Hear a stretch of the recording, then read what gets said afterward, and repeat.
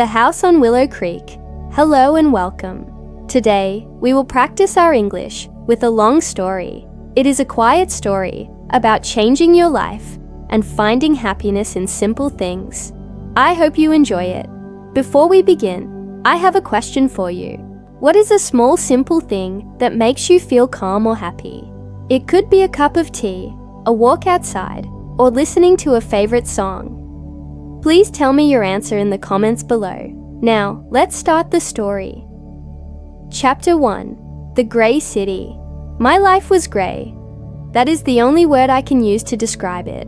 I lived in a grey apartment, in a grey building, on a grey street. Every morning, I woke up to the same grey light that came through my window. I put on my grey suit and went to my job in a tall grey office building. My work was full of numbers and reports. I sat at a desk, under a bright, artificial light. The light was not warm like the sun. It was cold and white. It made my head hurt by the end of the day.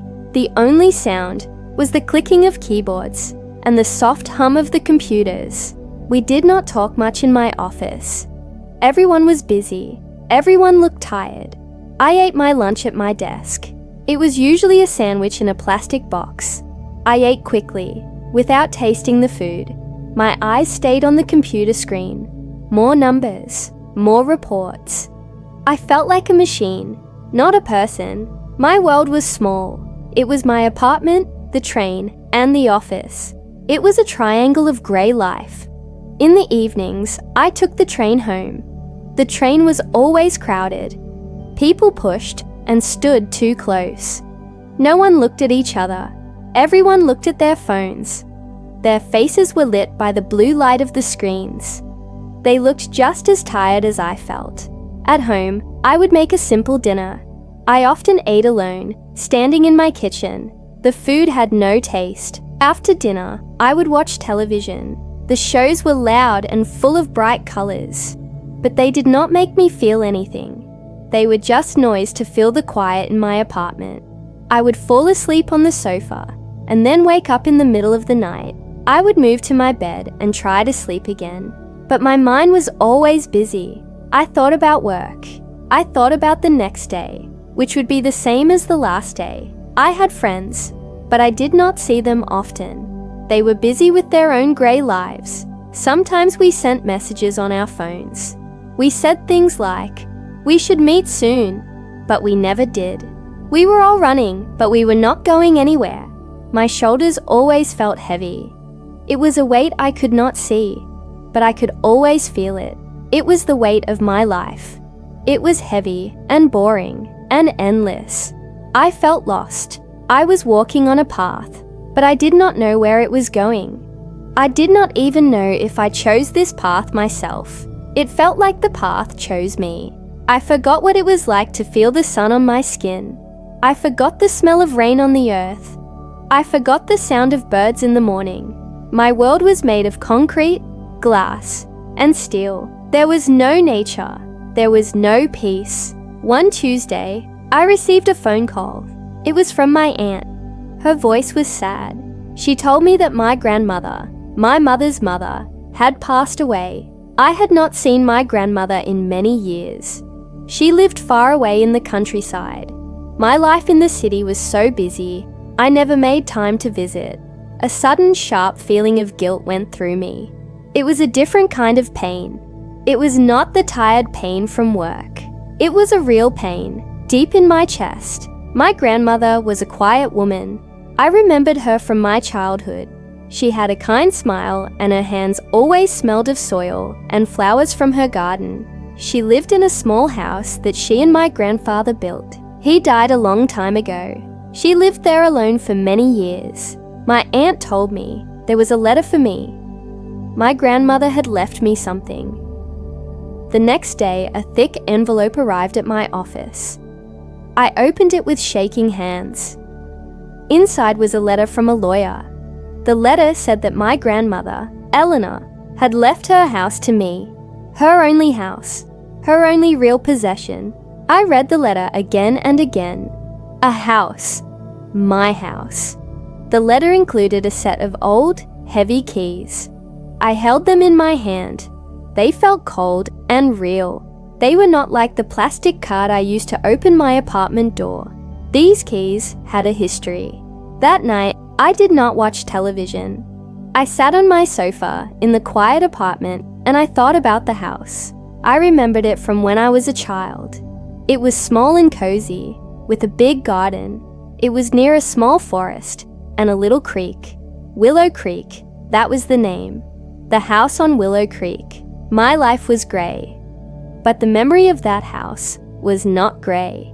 It was green from the trees and blue from the sky. It was brown from the rich earth in the garden. It was full of colour. An idea started to grow in my mind. It was a small, quiet idea at first, but it grew stronger and stronger. What if I went there? What if I left this grey city? Everyone would think I was crazy. To leave a good job. To leave my modern apartment.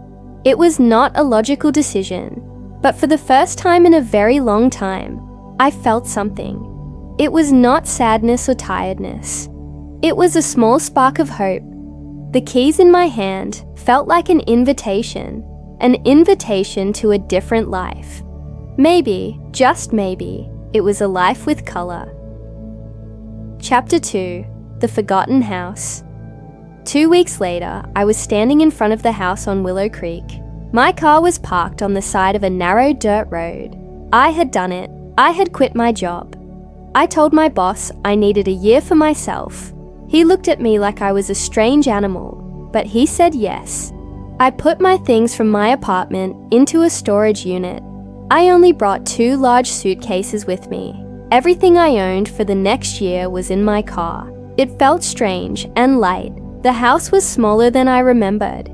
The paint, which was once white, was now a pale grey. It was peeling off the wood like dry skin. A few of the shutters on the windows were broken. One was hanging from a single hinge. The garden was a wild mess. Weeds grew tall and thick, choking everything. It was not the beautiful, colourful garden from my memory. It was a green and brown jungle. The air was different here. It was clean and fresh. It smelled of wet earth and leaves. It was so quiet. There were no cars, no sirens, no noise from other apartments. The only sounds were the wind in the tall trees and the gentle bubbling of the creek nearby. I took a deep breath. The quiet was so big it almost felt loud. I walked up the old stone path to the front door. The stones were covered in green moss. I found the right key from the set. It was a heavy iron key, dark with age. I put it in the lock. It was stiff. I had to push hard to turn it. With a loud click, the lock opened. The door made a long groaning sound as I pushed it open. The air inside was thick and dusty. It smelled of old wood, old paper, and time itself. Sunlight came through the dirty windows in long white stripes. I could see dust particles dancing in the light. Everything was covered in a thin white sheet of dust. I walked slowly through the small house. There was a living room with a fireplace and a single lumpy armchair, a small kitchen with old yellowed appliances, a tiny bathroom, and one bedroom with a simple wooden bed. The furniture was old but strong. It was my grandmother's whole life, all in these few rooms. It was not a sad place. It just felt asleep. It was waiting for someone to wake it up. I walked into the bedroom. A simple quilt was folded neatly on the bed. On the small table next to the bed was a pair of glasses and a book. It was as if my grandmother had just stepped out for a moment. I felt like a visitor, an intruder in her space. Then I remembered. This was my space now. This was my house. My responsibility. I felt a sudden, huge wave of doubt. What was I doing here? I knew nothing about fixing a house. I knew nothing about gardening. My hands were soft. They only knew how to type on a keyboard. I looked at my clean fingernails. I looked at the peeling paint and the wild garden. I felt completely and totally lost. The weight on my shoulders was back, but this time it was different. It was the weight of this old house. I sat down on the dusty armchair in the living room. For a long time, I just sat there and listened to the quiet. I thought about my old life, the busy office, the crowded train, the lonely apartment. That life was safe. It was predictable. I knew what to expect every single day. Here, I did not know anything. I did not know where to start. I almost got back in my car. I almost drove away, back to the grey city. But then my eyes saw something on the bookshelf. It was a row of old notebooks. They were simple, black notebooks, all the same size. I walked over and took one down. I blew the dust off the cover.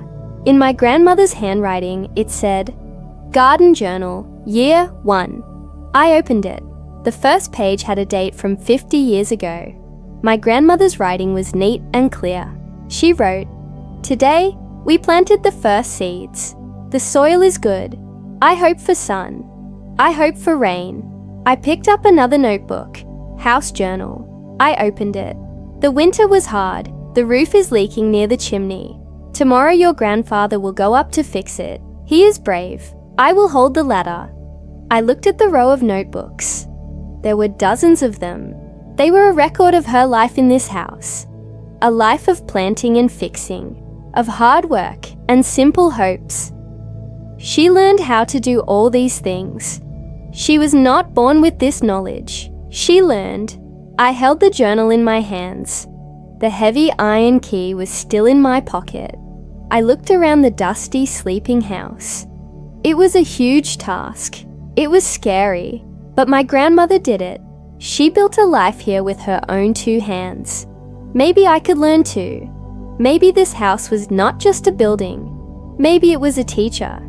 And maybe, just maybe, I could be a good student. I put the journal back on the shelf. I took off my city jacket. It was time to begin. The first job was simple. I needed to let in the light. I decided to start by cleaning all the windows. Chapter 3. The First Scratches. My first week was about cleaning. It was a huge job. The dust was a thick blanket on everything. I started in the kitchen. I found some old rags in a bucket. I filled the bucket with water from the kitchen sink. The water was cold, and it took a long time for the rusty pipes to produce a steady stream. I washed the counters. The dust turned into a thick, brown mud on my rag. I had to rinse the rag again and again. My arms started to hurt. This was real work. It was not like sitting at a desk. My body was moving. My muscles were working. As I cleaned, I found things. In a drawer, I found a collection of old cookie cutters.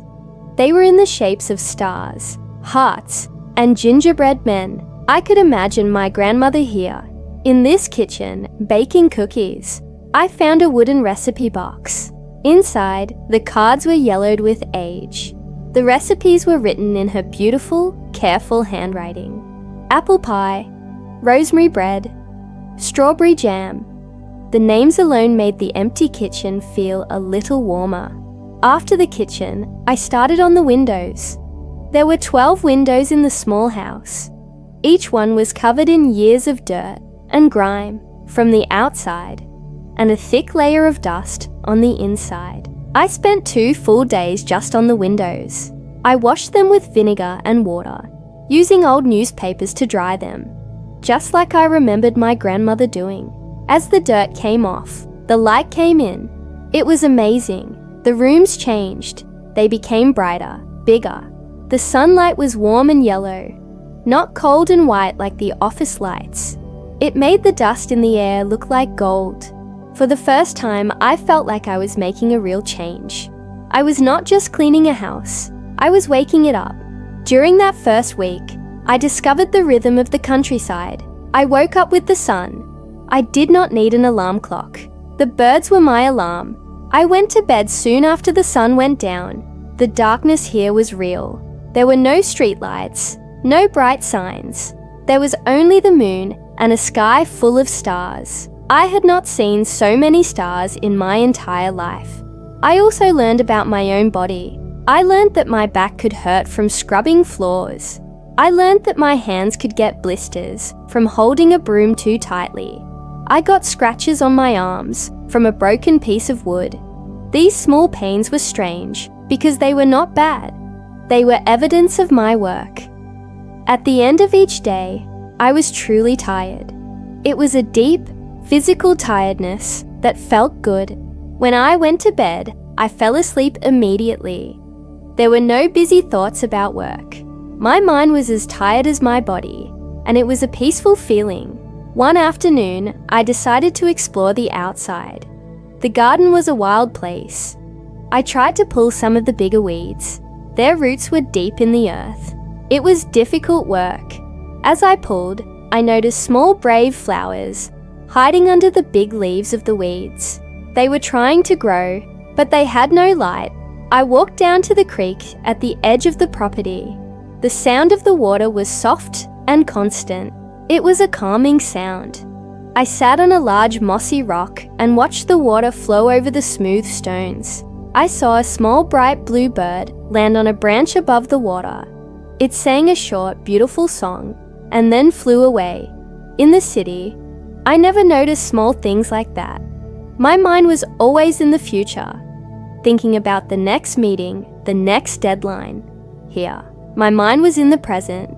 It was focused on the feeling of the sun on my face, the sound of the water, the color of a bird. That evening, I was cleaning the living room. I moved the heavy armchair to sweep behind it. Underneath it, I found a small wooden box. It was not locked. I opened it. Inside, there was a collection of black and white photographs. I saw a young woman with a kind smile. It was my grandmother. She was standing next to a young man with dark, serious eyes. My grandfather. They were standing in front of this house, but it was new. The paint was fresh and white. There were no trees yet, just small newly planted sticks in the ground. They were both holding hands, and they looked so proud, so full of hope. There were other photos too. My grandfather on a ladder, fixing the roof. My grandmother in the garden, holding a giant cabbage. She was laughing. There was a photo of a small child playing by the creek. The child was my mother. I looked at these photos for a long time. This house was not just a building. It was a home. It was filled with a family's history, with love and laughter and hard work. My work here was not just about fixing broken things. It was about honoring this history. It was about continuing their story. I carefully placed the box of photos on the clean mantelpiece above the fireplace. The house was still quiet, but now it did not feel empty. It felt full of memories, and I was now a part of them. The scratches on my hands were the first marks of my own story in this house. Chapter 4. The Language of Wood. After the first wave of cleaning, I had to face the real problems. The broken things. One of the windows in the bedroom would not close properly. A cold draft came in at night. The wooden frame was old and warped. A shutter on the front of the house was hanging by one rusty hinge. And the biggest problem of all, a small dark stain on the ceiling in the corner of the living room. A leak in the roof. I knew nothing about these things. In my old life, I would call a handyman. I would pay someone to fix it. Here, I had my savings for the year. I could not afford to pay professionals for everything. And more than that, I wanted to learn. I wanted to be the person who fixed things. I decided to start with something small. The broken shutter. I found a rusty toolbox in the small shed behind the house. Inside were old tools, a heavy hammer, a few screwdrivers, a saw with a dusty blade. They felt foreign and strange in my hands. I went to the local hardware store in the small town 10 kilometers away. The town was just one main street with a few shops. The hardware store was old. It smelled of sawdust and metal. An old man with a kind wrinkled face stood behind the counter. "Can I help you?" he asked. His voice was slow and calm. I felt nervous. I felt like an imposter. "I need, hinges," I said, "for a shutter." "What kind of hinges?" he asked. "How big?" I had no idea. I showed him a photo of the broken shutter on my phone. He looked at it carefully. "Ah," he said. simple ones. You will also need some new screws. The old ones are probably rusted. He found a small box of shiny new hinges and a bag of screws. He also gave me a small bottle of oil. For the other shutters, he said, a little oil on the hinges will make them quiet. I thanked him and paid. It felt like a small victory. I had the right materials. Now I just had to do the work. Back at the house, I started on the shutter. I had to remove the old broken hinge first. The screws were old and rusted, just as the man said. It was very difficult to turn them. My screwdriver slipped many times, and I scratched the wood. My frustration grew. It seemed like such a simple task, but it was so hard. I stopped. I took a deep breath. I remembered the pictures of my grandfather. He built this place. He probably fixed this same shutter many times. I thought about the slow, calm way the man in the store spoke. This work was not about speed. It was about patience. I tried again, but this time I moved slowly. I pushed the screwdriver with steady pressure. Slowly, one by one, the old screws came out. I removed the broken shutter and laid it on the grass. I cleaned the wood. I screwed the new hinges on. Then I had to attach the shutter back to the house. It was heavy. I had to hold it with one hand and use the screwdriver with the other. My arm shook, but finally the last screw was in. I stepped back and looked. The shutter was straight. It opened and closed smoothly. It looked strong. A feeling of pride washed over me. It was a feeling I had never felt in my office job. I never finished a report and felt proud. I just felt relief, but this was different. I had fixed something with my own hands. I could see the result. It was real. The next day, I decided to tackle the window in the bedroom. I read a book I found in the house, an old book about home repairs. The book explained how wood can swell and change with moisture and age. The solution, it said, was to sand the parts of the frame that were rubbing together. Sanding was slow work. I used a small piece of sandpaper and moved my hand back and forth. Sawdust, as fine as flour, fell to the floor. The wood slowly became smooth under my fingers. It was like I was having a conversation with the wood. I was learning its language. I was learning how it behaved, where it was strong, and where it was weak. After a few hours of sanding, I tried to close the window again. It slid down smoothly and locked with a satisfying click. No more draft. That night, I slept in a quiet, warm room. The roof was the biggest challenge. The leak was scary. I was not a roofer. I was afraid of heights, but I knew I had to try. I read the house journal from my grandmother. I found an entry. The big oak tree lost a branch in the storm last night. It hit the roof and broke a few shingles. Tomorrow we fix it. I am not afraid of heights, but I am afraid of him falling. I will hold the ladder very, very tight. Her words gave me courage. She was afraid too, but they did it anyway. I bought new shingles at the hardware store. The old man smiled when he saw me.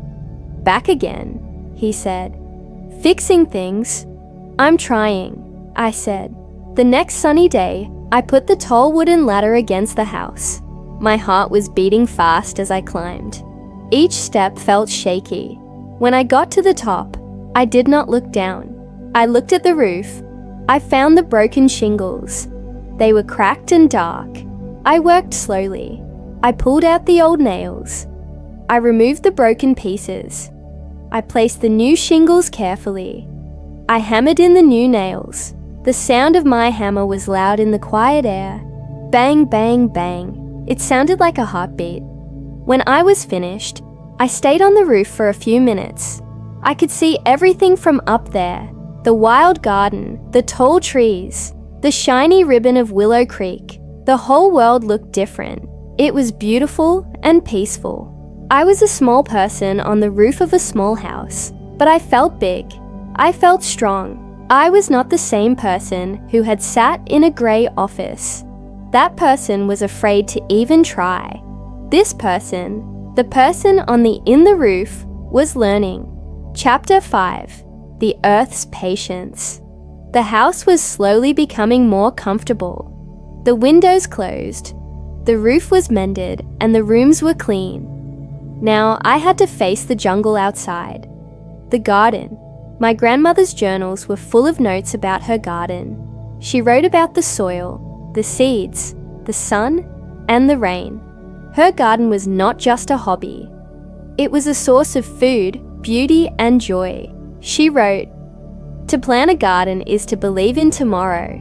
I loved that sentence. I wanted to believe in tomorrow. I had no idea where to start. The weeds were taller than me in some places. I found the old shed again. Behind a pile of old pots, I found my grandmother's garden tools. A spade, a fork, a hoe. They were old, and the wooden handles were worn smooth from her hands. Holding them felt like holding her hand. For the first week, my only job was clearing the weeds. It was back-breaking work. I pulled and dug from morning until evening. My hands became rough and dirty. My nails were filled with earth. My back ached. Some weeds had deep, stubborn roots that seemed to fight me. As I cleared the ground, I started to see the shape of the old garden. There were stone paths, now hidden under the grass. There was a rectangle of rich, dark earth where the vegetables used to be. There were rose bushes, now wild and tangled, but still alive. I found a special page in her garden journal. It was a hand-drawn map of her garden. She had drawn where she planted everything. Tomatoes here, they love the afternoon sun. Cucumbers here, they need space to climb. Carrots and potatoes here, in the deep soil. And the flowers, all along the edges, to invite the bees. It was a treasure map. With the map, I felt a new sense of purpose. I was not just clearing weeds. I was uncovering a lost garden. I was bringing my grandmother's plan back to life. I spent the next weeks preparing the soil. I dug the earth with the fork, turning it over to let the air in. I added compost from a pile I found at the back of the garden. The work was slow and repetitive. Dig, turn, rake, dig, turn, rake. I listened to the sound of the metal spade going into the soft earth. It was a satisfying sound. I began to understand the earth. I learned that good soil smells sweet. I learned that it should be dark and crumbly in your hands. I learned that it is full of life, worms and insects all doing their important work. This was a world I had never noticed before. Finally, it was time to plant. I went back to the hardware store. The old man, whose name was Mr. Henderson, helped me choose the seeds. I bought packets with pictures of bright red tomatoes, long green beans, and sunny yellow squash. I also bought flower seeds, marigolds and zinnias, simple, cheerful flowers. Planting the seeds was a delicate and hopeful act. I made small holes in the dark earth with my finger. I dropped 2 or 3 tiny seeds into each hole. They looked so small and powerless. It was hard to believe that a huge tomato plant could grow from something so small. I covered them gently with soil and gave them water. And then I waited. This was the hardest part. The garden taught me a new kind of patience. In my old city life, everything was fast. Instant coffee, fast internet, quick answers. The garden did not work that way. The garden had its own time. Every morning, I would go out to look at the bare earth. For days, nothing happened. I started to worry. Did I do it wrong? Were the seeds old? Was there not enough sun? And then one morning, I saw it. A tiny speck of green. And then another and another. The seeds were sprouting. They were pushing their way up through the dark soil to find the light. I felt a joy so pure and simple, it almost made me cry. It was life. It was a promise. Watching the garden grow was a miracle I could see every day. The small green sprouts became strong seedlings. The seedlings grew leaves. The tomato plants grew tall and needed sticks to support them. The bean plants climbed up the fence I built for them. The first time I ate something from my garden, it was a small red radish. I pulled it from the earth, washed it under the tap, and ate it right there in the kitchen. It was spicy and crunchy. It tasted of the sun and the soil. It was the most delicious thing I had ever eaten. It was not just food, it was the result of my work, the earth's patience, and the sun's energy.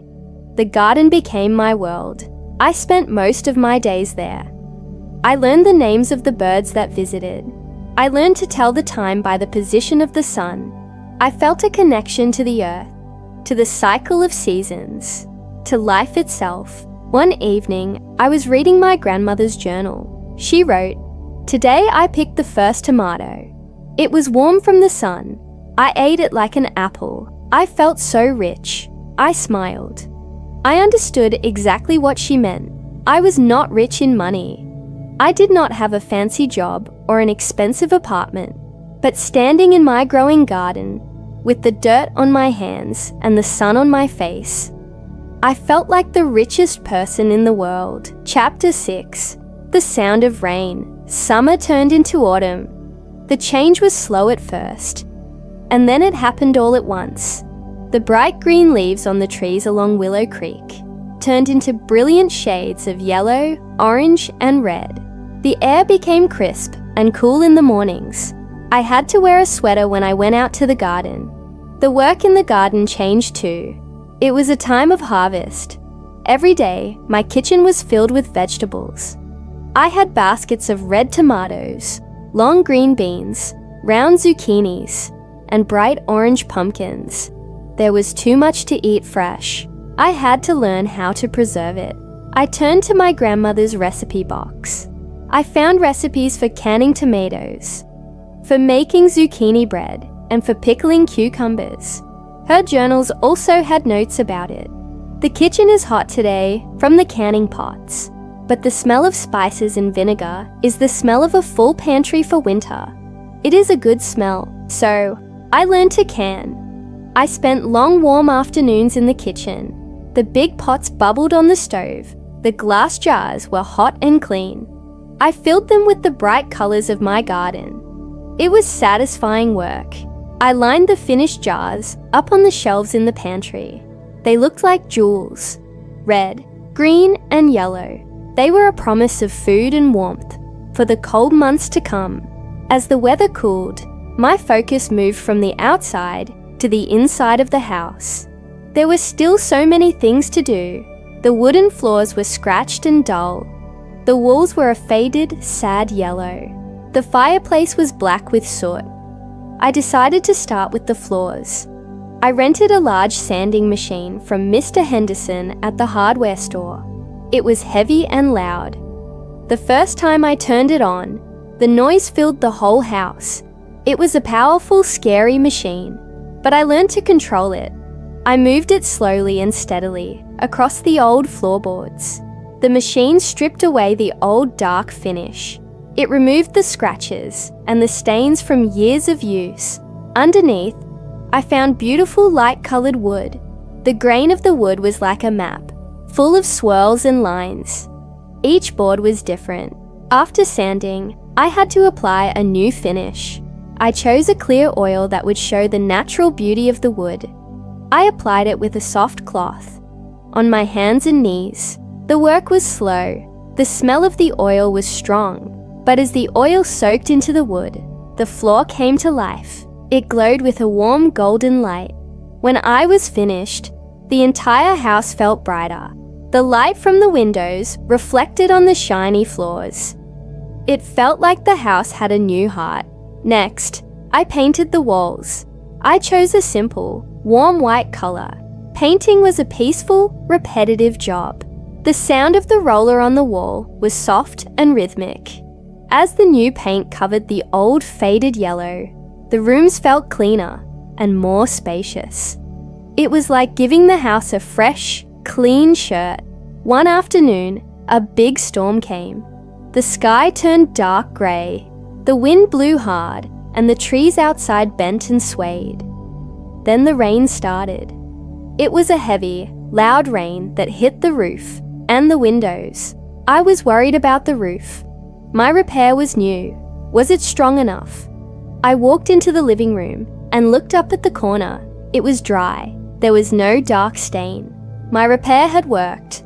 A wave of relief and pride washed over me. I made a fire in the fireplace for the first time. I had cleaned it thoroughly the week before. I used dry wood I had collected from the forest and stacked by the house. The fire started slowly, with small flames, but soon it was burning brightly. The fire made a soft, crackling sound. It filled the room with a warm, orange light and the smoky smell of burning wood. I sat in the old armchair in front of the fire. I listened to the sound of the rain hitting the roof. It was a safe, comforting sound. The house was strong. It was keeping me warm and dry. I was not just a visitor anymore. I was part of the house, and it was part of me. We were taking care of each other. I thought about the storms in the city. The rain would hit the windows of my apartment on the 10th floor. It felt far away. The wind would howl between the tall buildings. It was a lonely, scary sound. Here, the sound of the storm was different. It was powerful, yes, but it was not lonely. The house was solid around me. The fire was warm in front of me. I had a pantry full of food from my garden. I felt safe. I felt prepared.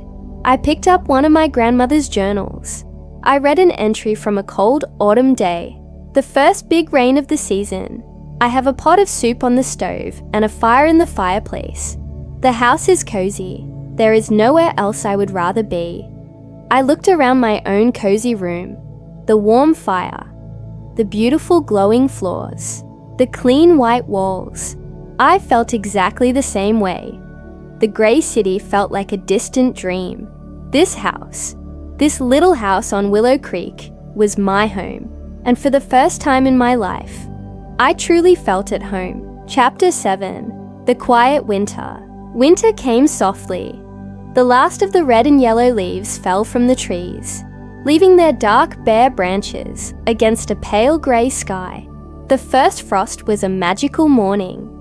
I woke up to a world covered in a thin, sparkling layer of white ice. Every blade of grass, every branch, every stone was outlined in silver. The world was silent and beautiful. The garden was asleep now. I had covered the soil with a thick blanket of leaves to protect it during the cold months. The work outside was finished. The world became smaller. My life was now mostly inside the four walls of my warm house. I was worried that I would feel lonely. In the city, winter was a time of parties and gatherings to fight the darkness. Here, I was alone. Some days, I did not see another person. The only sounds were the wind in the trees and the crackle of the fire. But a strange thing happened. I did not feel lonely. I felt peaceful. My days developed a simple, quiet rhythm. I would wake up early, make a fire, and cook a warm breakfast. I ate at the small kitchen table, looking out the window at the winter landscape. The world was simple now, just black, white, and grey. It was a different kind of beauty. I spent my mornings reading. My grandmother's bookshelves were full of wonderful books. Old novels with soft, worn pages, books about birds, about trees, about the stars. I traveled to different worlds and learned new things, all from the comfort of my armchair. In the afternoons, I worked on small projects inside the house. I learned how to knit. I found a bag of old yarn and knitting needles in a closet. My grandmother's journal had a page where she wrote about knitting warm socks for my grandfather. "My hands are slow," she wrote, "but every stitch is a warm thought." My first attempts were a mess. I dropped stitches. The shape was all wrong, but I was patient. I unraveled the yarn and started again. Slowly I learned. The simple, repetitive motion of the needles was calming. It was a kind of meditation. By the end of the winter, I had made a warm, if slightly lumpy scarf for myself. Some days, when the sun was out and the air was not too cold, I would go for long walks in the forest. The snow on the ground was crisp and made a crunching sound under my boots. I learned to recognize the tracks of animals in the snow, the delicate footprints of a deer, the busy tracks of a squirrel. I was a guest in their world. During these months, I spent a lot of time reading my grandmother's journals. I read them from the beginning, one by one. They were more than just records of gardening and house repairs. They were the story of her life. I learned about her joys, the birth of my mother, a particularly beautiful sunset, the taste of the first strawberry of the season. Her writing was simple, but her feelings were deep. I also learned about her struggles, a year when the garden failed because of a drought, the sadness she felt when my grandfather got sick, the long quiet years after he passed away. She wrote, "The house is so quiet now. The quiet is a heavy blanket, but I will continue to work. My hands will keep me company." Her words felt like a conversation across time. I felt a deep connection to this woman I barely knew. She faced loneliness and hardship, but she never lost her quiet strength. She found purpose in her work, in the seasons, in the simple beauty of the world around her. She was showing me how to live. One evening, there was a heavy snowstorm. The snow fell thick and fast. Soon, the whole world was white. The snow covered the road. I was completely cut off from the town. I could not leave even if I wanted to. In the city, a snowstorm was a problem. It meant cancelled meetings and difficult travel. Here, it was a gift. It was an invitation to be still. I had plenty of wood for the fire.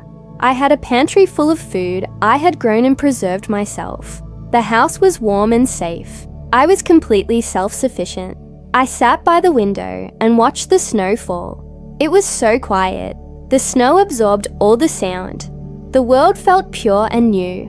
I felt a sense of profound peace. I did not need anything. I did not want anything.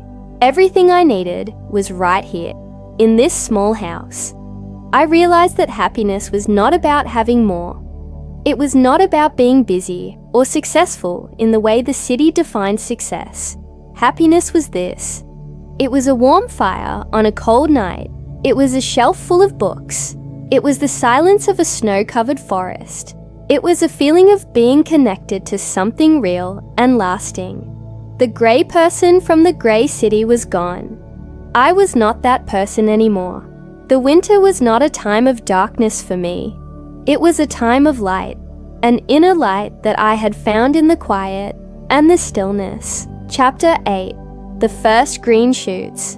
The winter was long and quiet, but like all seasons, it had to end. The first sign of spring was subtle. It was not a warm day or a flower. It was the light. The sun started to rise a little earlier each day, and the afternoons lasted a little longer. The quality of the light changed. It was no longer the thin, pale light of winter. It had a hint of gold in it. Then came the sound of melting. During the day, the snow on the roof would melt and drip. A soft, steady rhythm. The creek, which had been mostly frozen, began to flow more strongly. Its bubbling sound was a cheerful song that had been missing for months. I felt a change inside myself too. I felt a restlessness, an energy that had been dormant during the winter. I wanted to be outside again. I wanted to put my hands back in the earth. One morning, I walked out to the garden. Most of it was still covered in patches of snow, but in some places, the dark, wet earth was showing. And there, pushing through the cold ground, I saw them. The first green shoots of the crocuses and daffodils my grandmother had planted years ago. They were so small and delicate, but they were a powerful symbol of hope and resilience. They had survived the cold and the dark. They were a promise that life was returning. I knelt down and touched a green shoot with my finger. It was cold, but full of life. The sight of those first flowers gave me a new energy. It was time to wake up the garden. I started by clearing away the blanket of old leaves I had used to protect the soil. Underneath, the earth was dark and damp and smelled wonderful. I took my grandmother's garden plan out of the journal. This year, I would not just be uncovering her garden. I would be adding to it. I wanted to plant some new things that I liked. I decided to plant a small herb garden near the kitchen door. I imagined stepping outside to pick fresh basil and rosemary for my cooking. I spent my days outside, preparing the soil again. This year, the work felt easier. My body was stronger. My hands were no longer soft. They were calloused and capable. I knew what I was doing. I was not a stranger to this work anymore. I was a gardener. I went to the hardware store to buy seeds. Mr. Henderson greeted me with a warm smile. "Spring is here," he said. "I knew I would see you soon." We talked for a long time about what to plant this year. He gave me advice about which vegetables grew best in the local soil. I felt like a part of the community. I was not just a visitor from the city anymore. I was one of the people who worked the land. Planting the seeds this second time felt different. Last year, it was an act of blind hope. This year, it was an act of faith. I had seen the miracle happen before. I knew that these tiny dry seeds held the potential for life. I trusted the process. I trusted the soil, the sun, and the rain, and I trusted myself. As the days grew longer and warmer, the world exploded with life. The trees grew small, tender green leaves. The birds returned and filled the air with their songs. My garden began to sprout, first with tiny green specks, and then with strong, healthy seedlings. I found a new project. At the back of the house, there was an old dilapidated wooden bench. It was covered in moss, and one of its legs was broken. It looked sad and forgotten. I decided to fix it. I brought the bench into my small workshop in the shed. I scraped off all the old, peeling paint. I fixed the broken leg with new wood and strong glue. I sanded the entire bench until it was smooth. Then, I painted it a bright, cheerful blue. When it was finished, I placed it at the edge of the garden, under a large maple tree. It was the perfect spot to sit in the late afternoon, when the sun was soft and golden. One evening, I sat on my newly painted blue bench. I had a cup of tea in my hands. I looked at my house. The paint was still old and peeling in some places. There was still much work to do, but it was a good house. It was a strong house. It was my home. I looked at my garden. The neat rows of green seedlings were a beautiful sight. The daffodils and tulips were a riot of color along the stone path. Everything was full of life and potential. I looked at my hands. They were not the hands of the person who arrived here a year ago. They were stained with paint and dirt. There were a few small scars. They were the hands of a person who knew how to fix things, to build things, to grow things. I had come to this house to fix it. But the truth was, the house had fixed me. It taught me patience. It taught me strength. It taught me how to be quiet and listen. It taught me how to find joy in simple, real things. It had taken my grey life and filled it with color. My 1 year was almost over. Soon, I would have to make a decision. Should I go back to the city? Should I sell this house? The thought of my old life, my grey life, felt impossible. How could I go back to sitting at a desk all day?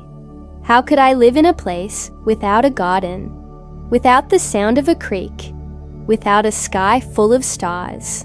The answer was simple. It was as clear as the blue paint on my bench. I was already home. Chapter 9. The Full Circle.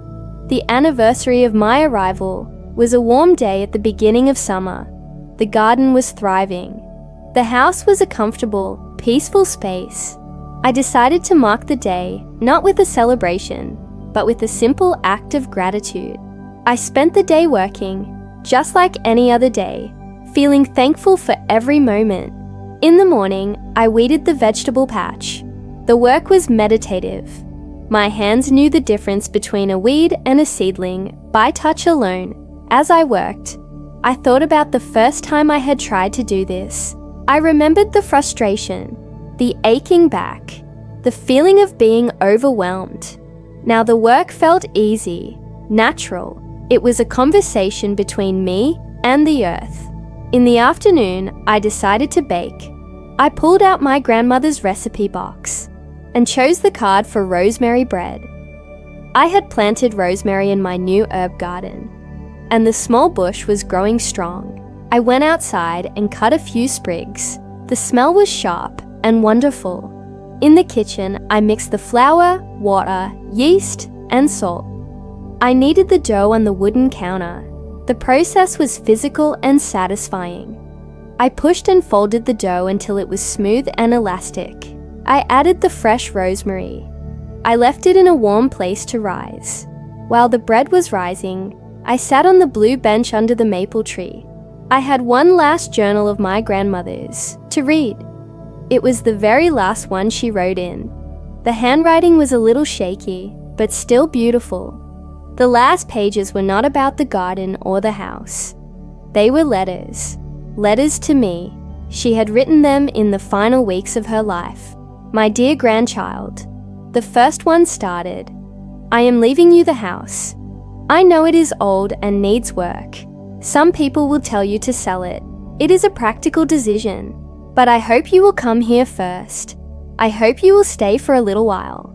This house is more than just wood and stone. It has a good heart. It has been a good friend to me.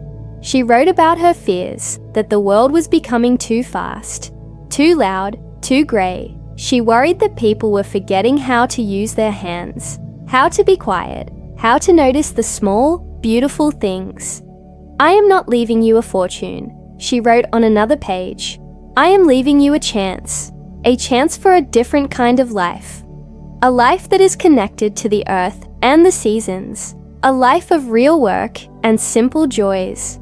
It is not an easy life, but it is a good life. It is a life that can mend a tired spirit. Tears streamed down my face as I read her words. It was as if she knew, as if she had seen my grey life in the city and had given me the perfect gift, the perfect escape. She had not just left me a house, she had left me a key to a new way of being. The last entry was very short. Today, I planted some new daffodil bulbs along the path. I will not see them bloom, but someone will. To plant a garden is to believe in the future. I closed the journal and held it to my chest. The daffodils I had seen in the spring. She had planted them for me. I went back inside. The bread dough had doubled in size. I shaped it into a loaf and put it in the oven. Soon, the entire house was filled with the warm, delicious smell of baking bread. That evening, I cut a thick slice of the warm rosemary bread. I put some butter on it, and it melted into the soft bread. I took it outside and sat on the front steps. I ate the bread as the sun went down, painting the sky in shades of pink and orange. The house was quiet behind me. The garden was growing in front of me. The creek was whispering nearby. My 1 year was over, but my new life was just beginning. I was not going back. I was going to stay. I would continue the story of this house. I would paint the walls, fix the fence, plant more flowers. I would honor the past, and I would build a future.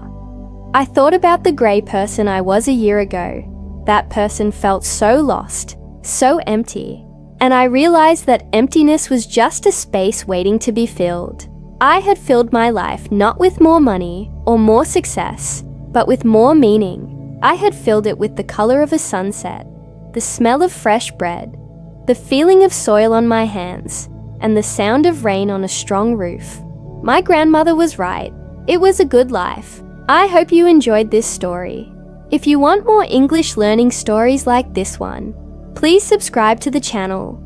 Thank you for listening.